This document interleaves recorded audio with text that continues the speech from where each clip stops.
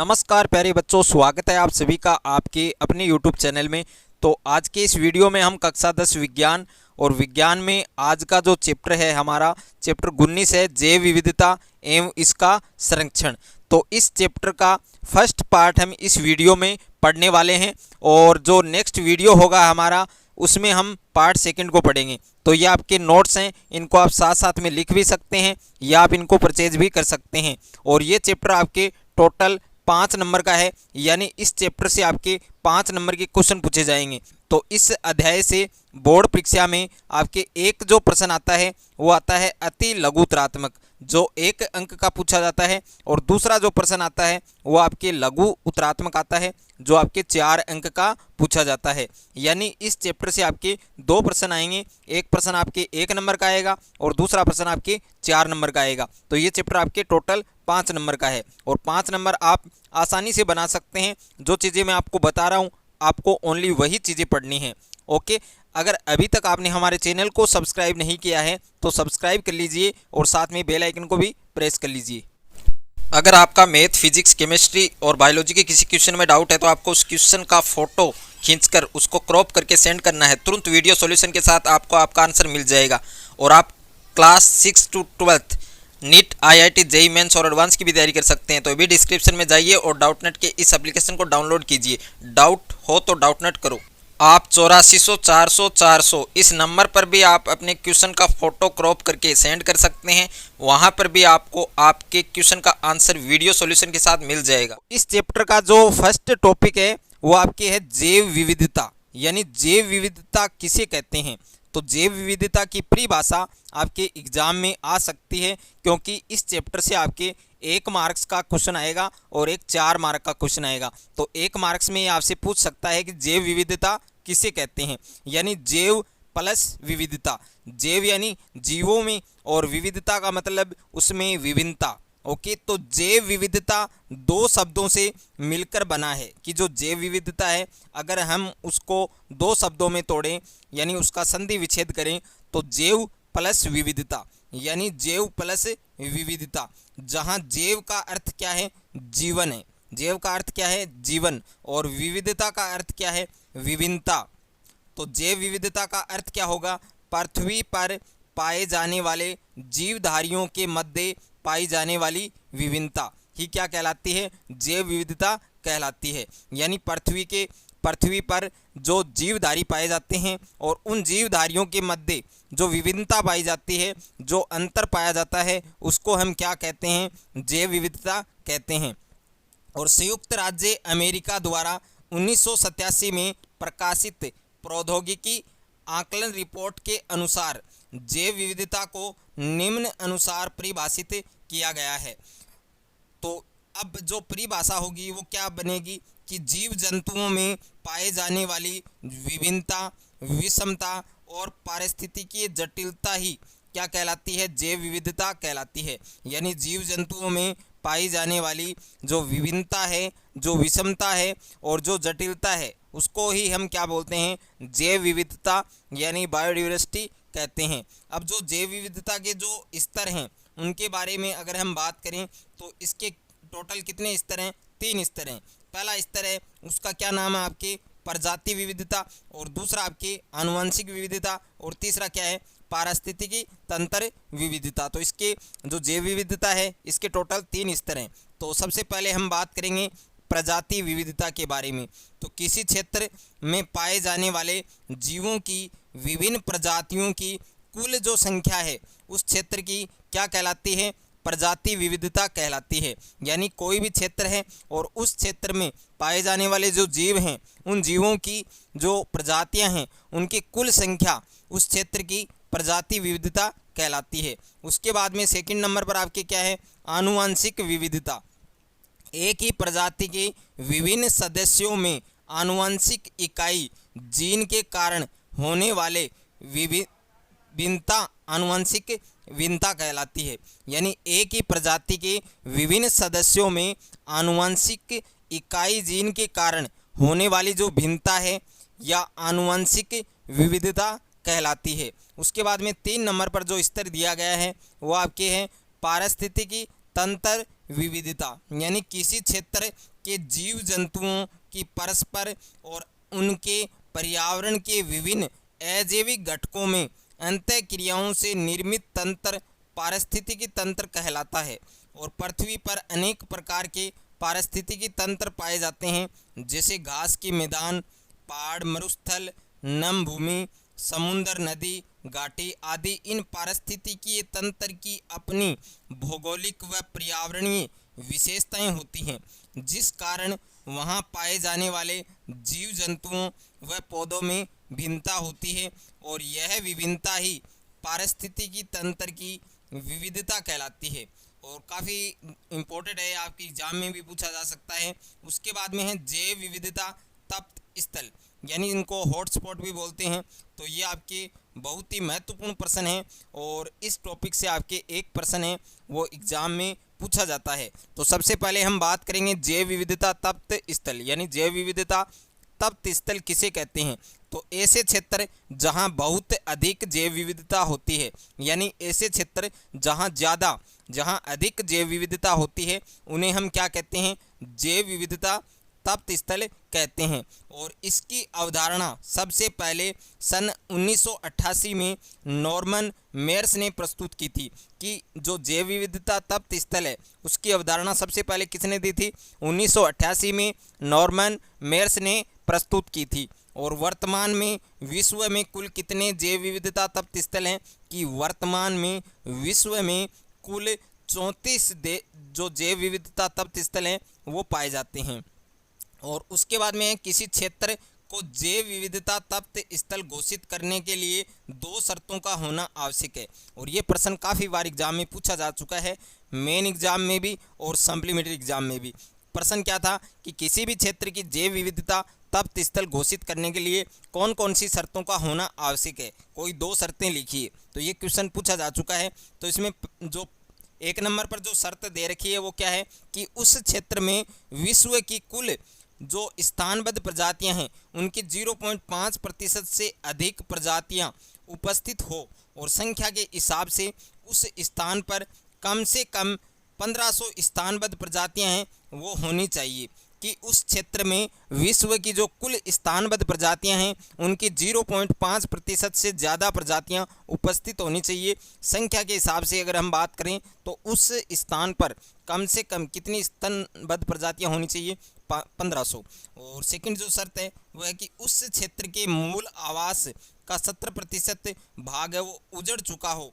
ऐसे क्षेत्रों को जैव विविधता तप्त स्थल घोषित किया जाता है। उसके बाद भारत के जैव विविधता तप्त स्थल। तो भारत के जैव विविधता तप्त स्थल कौन कौन से हैं, इसमें हम बात करेंगे। तो विश्व में पाए जाने वाले जैव विविधता तप्त स्थलों में से 2 पूर्वी हिमालय पश्चिमी घाट पूर्ण रूप से भारत में स्थित हैं, जबकि इंडो बर्मा जैव विविधता तप्त स्थल में कुछ भारतीय भूभाग सम्मिलित हैं। तो इसमें पहला आपके क्या है कि पूर्वी हिमालय जैव विविधता तप्त स्थल। तो इसके अंतर्गत पूर्वी हिमालय का असम, अरुणाचल प्रदेश और सिक्किम तथा पश्चिमी बंगाल राज्यों का क्षेत्र आता है। और हिमालय पर्वत श्रृंखला असीम जैव विविधता से संपन्न है, और इसमें 7,50,000 वर्ग किलोमीटर क्षेत्र में फैले हिमालय के जैव विविधता तप्त स्थल क्षेत्र में वनस्पतियों की लगभग 10,000 प्रजातियां पाई जाती हैं, और जिनमें से 3,160 जो प्रजातियां हैं वो हैं स्थानबद्ध, और इसके अलावा यहाँ जो 300 प्रजातियां हैं वो हैं स्तनधारी जीवों की हैं, और जिनमें 12 प्रजातियां क्या हैं, स्थानबद्ध हैं। उसके बाद में सेकंड है आपके पश्चिमी घाट जैव विविधता तप्त स्थल।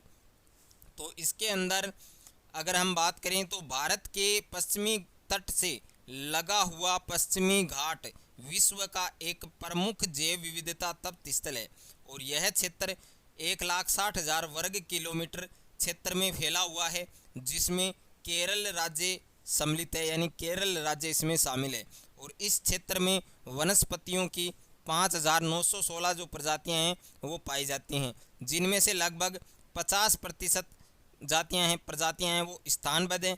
और इसके अलावा जंतुओं में स्तनधारी जीवों की 140 प्रजातियां पाई जाती हैं, जिनमें से 18 स्थानबद्ध हैं। और पक्षियों की अगर हम बात करें तो 458 प्रजातियां पाई जाती हैं, जिनमें से 174 प्रजातियां हैं वो क्या हैं, स्थानबद्ध हैं। 3 नंबर पर है आपके इंडो बर्मा जैव विविधता तप्त स्थल। ओके, यह उष्ण कटिबंधीय पूर्वी एशिया में चीन, Bharat, Myanmar, Vietnam, Thailand, Cambodia तथा मलेशिया के लगभग 23,73,000 वर्ग किलोमीटर क्षेत्र में फैला हुआ है।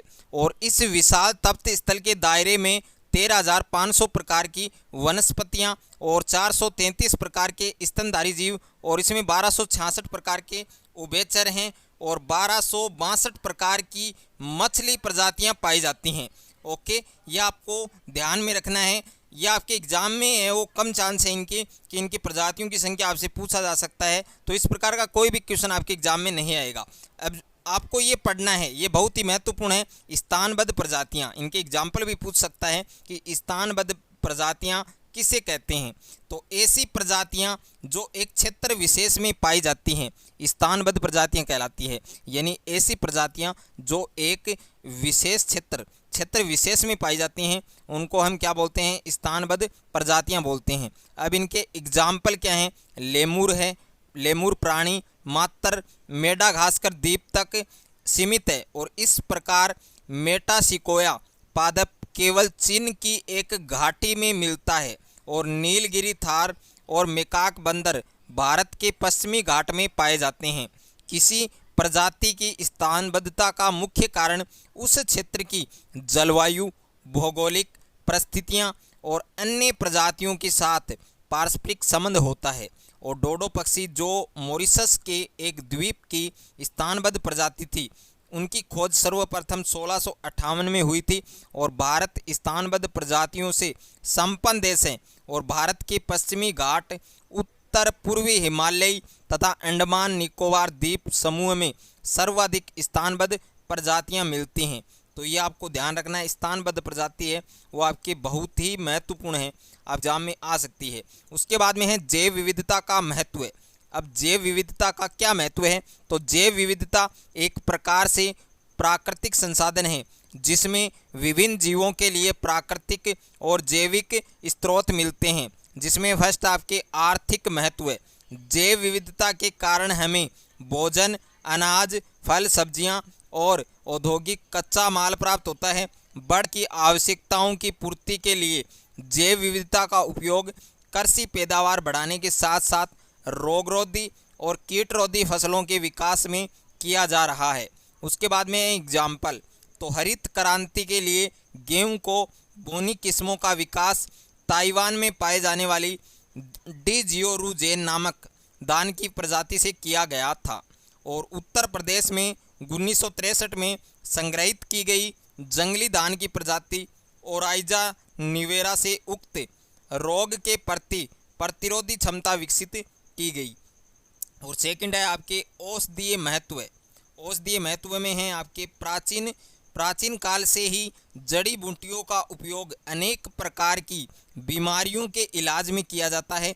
आज लगभग 40% औषधियों को वनस्पतियों से प्राप्त किया जाता है। और असाध्य मलेरिया जवर का इलाज जैव विविधता से ही तलाशा गया जो सिनकोना पादप की छाल में मिल गया। और इसी प्रकार विनक्रिस्टिन और विनब्लास्टिन पौधों का उपयोग असाध्य रक्त कैंसर के उपचार में होता है। तो ये प्रश्न पूछ सकता है आपसे एग्जाम में कि कौन कौन से पौधों का उपयोग असाध्य रक्त कैंसर के उपचार में किया जाता है। तो आपका आंसर क्या आना चाहिए, विनक्रिस्टिन और विनब्लास्टिन। ओके, अब है टेक्सस बकाटा नामक वृक्ष की छाल का उपयोग कैंसर के इलाज में और सर्पगंधा का उपयोग उच्च रक्तचाप के उपचार में किया जाता है। तो टेक्सस बकाटा नामक जो वृक्ष है उसकी छाल का उपयोग किस में किया जाता है, कैंसर के इलाज में। और सर्पगंधा का उपयोग कहाँ पर किया जाता है, उच्च रक्तचाप के उपचार में किया जाता है। उसके बाद में 3 नंबर पर है आपके पर्यावरणीय महत्व। अब पर्यावरणीय महत्व में भी आपके कुछ पॉइंट दे रखे हैं, जिसमें पहला पॉइंट है कि खाद्य श्रृंखला का संरक्षण। खाद्य श्रृंखला का संरक्षण कैसे होता है, तो खाद्य श्रृंखला में प्रत्येक प्रजाति किसी दूसरी प्रजाति पर निर्भर रहती है, डिपेंड रहती है, और किसी भी एक प्रजाति के विलुप्त होने से पूरी खाद्य श्रृंखला के खत्म होने का खतरा रहता है। यानी खाद्य श्रृंखला है उसमें प्रत्येक प्रजाति किसी दूसरी प्रजाति पर निर्भर रहती है, और कोई भी एक प्रजाति के समाप्त होने या विलुप्त होने से वो जो पूरी खाद्य श्रृंखला है उसके खत्म होने का खतरा रहता है। और सेकंड है आपके पोषक चक्कर नियंत्रण। पोषक चक्कर नियंत्रण की अगर हम बात करें तो जैव विविधता पोषक चक्कर गतिमान रखने में सहायक होती है, और मिट्टी की सूक्ष्मजीवी विविधता पौधों व जीवों के मृत भागों को विघटित कर पोषक तत्व पुनः पौधों को उपलब्ध करवाने में सहायक होती है, और इस प्रकार यह चक्कर चलता रहता है। और 3 नंबर पर है पर्यावरण प्रदूषण का निस्तारण। पर्यावरण जो प्रदूषण है उसका निस्तारण कैसे होता है? तो जैव विविधता पर्यावरण प्रदूषण के निस्तारण में भी अपनी भूमिका निभाती है, और कुछ वनस्पतियां प्रदूषकों का विघटन व अवशोषण करती है, जैसे सदाबहार नामक पौधों में ट्राइनाइट्रोटोलुइन जैसे घातक विस्फोटक को विघटित करने की क्षमता होती है। और जो सूक्ष्म जीव हैं स्यूडोमोनास, प्यूटिडा, ऑर्थोबैक्टर, विस्कोसस और साइट्रोबैक्टर प्रजातियों में औद्योगिक अपशिष्ट में भारी धातुओं को हटाने की क्षमता होती है। और 4 नंबर पर है सामाजिक, सांस्कृतिक और आध्यात्मिक महत्व। अगर इसकी हम बात करें तो इसमें मानव संस्कृति और पर्यावरण का विकास साथ साथ हुआ, और आज भी कुछ आदिवासी समाज ऐसे हैं जो अपनी आवश्यकताओं की पूर्ति के लिए पूर्ण रूप से प्रकृति पर निर्भर हैं, और कुछ वनस्पतियों जैसे पीपल, बरगद, आम, तुलसी, आंवला, केला आदि का आज हमारी संस्कृति में विशेष स्थान है, और कुछ त्योहारों पर हम इनकी पूजा भी करते हैं। तो ये आपके जैव विविधता के महत्व हैं। अगर आपको ये वीडियो अच्छा लगे तो वीडियो को लाइक करें, दोस्तों के साथ शेयर करें, और चैनल पर नए हैं तो चैनल को सब्सक्राइब कर लीजिए और बेल आइकन को प्रेस कर लीजिए।